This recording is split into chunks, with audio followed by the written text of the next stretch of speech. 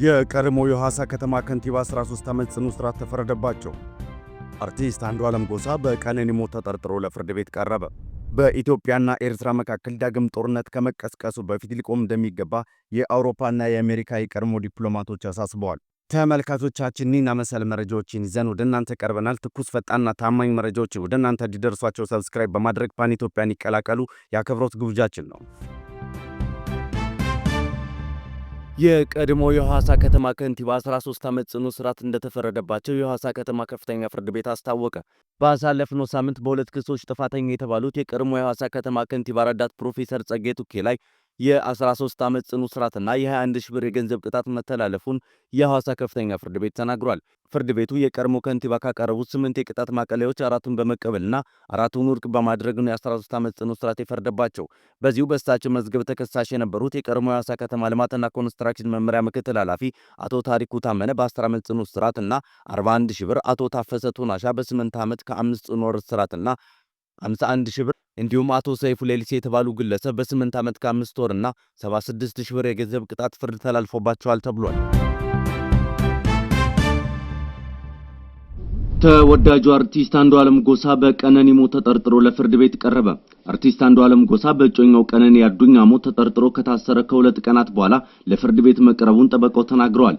ፖሊስ እስካሁን አሻራ ማንሳቱን፣ አስከሬን ወደ ሆስፒታል በመላክ የአስከሬን ምርመራ ማድረጉን ገልጸው የሰው ማስረጃዎችን በማሰባሰብ ላይ እንደሚገኝም ተናግሯል። አሁን ፎቶግራፎችን ከመዝገቡ ጋር ለማያያዝ የሰዎችን ምስክርነት ለመስጠትና የአስከሬን ምርመራው እስከሚመጣ ድረስ ለማጣራት 14 ቀናት ያስፈልገኛል ብሏል።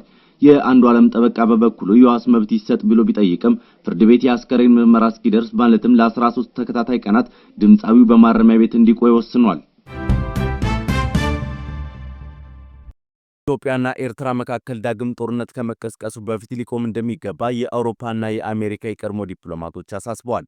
በጆ ባይደን አስተዳደር የአፍሪካ ቀንድ ምክትል ልዩ መልእክተኛ የነበሩት ፓይተኖፍና የቀድሞው የአውሮፓ ህብረት ምስራቅ አፍሪካ ልዩ ተወካይ በአሁኑ ወቅት የቀይ ባህር ጥናት ማዕከል ሊቀመንበር የሆኑት አሌክሳንደር ሮንዶስ በሁለቱ ጎረቤት ሀገራት መካከል የሚታየውን ውጥረት አስመልክተው ፎሬን ፖሊሲ መጽሔት ላይ ሀሳባቸውን አስፍረዋል።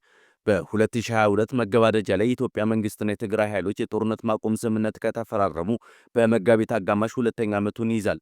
በደቡብ አፍሪካ የተፈረመው የጦርነት ማቆም ስምምነት ብዙም ሳይቆይ በህወሓት ሊቀመንበር ደብረጽዮን ገብረ ሚካኤል በሚመራው ቡድንና በጊዜያዊ አስተዳደሩ ፕሬዝዳንት አቶ ጌታቸው ረዳ መካከል የሚተፈጠረው ክፍፍል እየተባባሰ ይገኛል። ከ3 ቀናት በፊት የጊዜያዊ አስተዳደሩ ፕሬዝዳንት ከደብረጽዮን ቡድን ጋር በመመሳጠር በጊዜያዊ አስተዳደሩ ላይ አስረዋል በማለት የከሰሷቸውን 3 ከፍተኛ የጦር አዛዦች ከስልጣናቸው እንዲነሱ ትዕዛዝ መስጠቱን ዲፕሎማቶቹ በጽሑፋቸው ዳስሰዋል።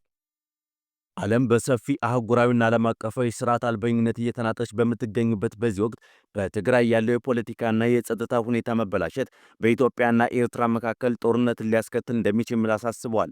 የትግራይ ክልል ጊዜያዊ አስተዳደር ፕሬዝዳንት አቶ ጌታቸው ረዳ በዛሬው ዕለት የክልሉን ወቅታዊ ሁኔታ አስመልክተው በሰጡት ጋዜጣዊ መግለጫ አንዳንድ ወታደራዊና ፖለቲካ አመራሮች ከኤርትራ ጋር ግንኙነት እንዳላቸው እናውቃለን ሲሉም ተናግረዋል።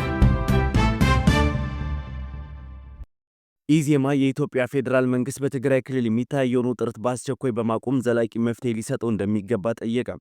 ከፕሪቶሪያው ስምምነት መፈጸም በኋላ አንጻራዊ ሰላም እየታየበት የነበረው የትግራይ ክልል ሁኔታ ፌዴራል መንግስቱ በፕሪቶሪያ ስምምነት መሰረት ታጣቂ ኃይሎችን ትጥቅ የማስፈታት ኃላፊነቱን በአግባብ ባለመወጣቱ አካታች የሆነ ጊዜ የሽግግር መንግስት አለመመስረቱን ተከትሎ ህወሓት ወደ እርስ በርስ ፍትጊያ ውስጥ ገብቶ በትግራይ ክልል ውጥረት መንገሱን ይገነዘባል።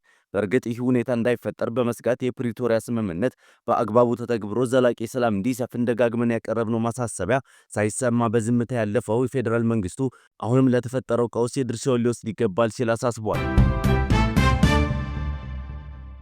የመውጫ ፈተና ወስደው ለወደቁ ተማሪዎች ስፔሻል ዲፕሎማ ሊሰጥ ነው ሲል የኢትዮጵያ ትምህርት ሚኒስቴር አስታወቀ። ፈተናውን ለወደቁ እጩ ተመራቂዎች ልዩ ዲፕሎማ ሰርተፊኬት በቅርቡ መሰጠት እንደሚጀምር የኢትዮጵያ ከፍተኛ ትምህርት ተቋማት ተማሪዎች ህብረት አረጋግጧል። ህብረቱ ከትምህርት ሚኒስቴሮች ጋር ባደረገው ተከታታይ ውይይት ተከትሎ ውሳኔ ላይ መድረሱን ተናግሯል። ተማሪዎቹ ስራ እየሰሩ በማንኛውም ጊዜ መውጫ ፈተና በድጋሚ መውሰድ የሚችሉበት እድል ክፍት መሆኑንም ህብረቱ ገልጿል። ፈተናውን ወስደው የሚያልፉ ተፈታኞችም ስፔሻል ዲፕሎማው ምትክ ዲግሪ ይሰጣቸዋል ተብሏል። የስፔሻል ዲፕሎማ የደሞዝ ስኬል እንዲወጣለት ህብረቱ ከትምህርት ሚኒስቴር ጋርም እየተወያየ መሆኑን አስታውቋል። ተመልካቾቻችን እኒህና መሰል መረጃዎችን ይዘን ወደ እናንተ ቀርበናል። ትኩስ ፈጣንና ታማኝ መረጃዎች ወደ እናንተ እንዲደርሷቸው ሰብስክራይብ በማድረግ ፓን ኢትዮጵያን ይቀላቀሉ የአክብሮት ግብዣችን ነው።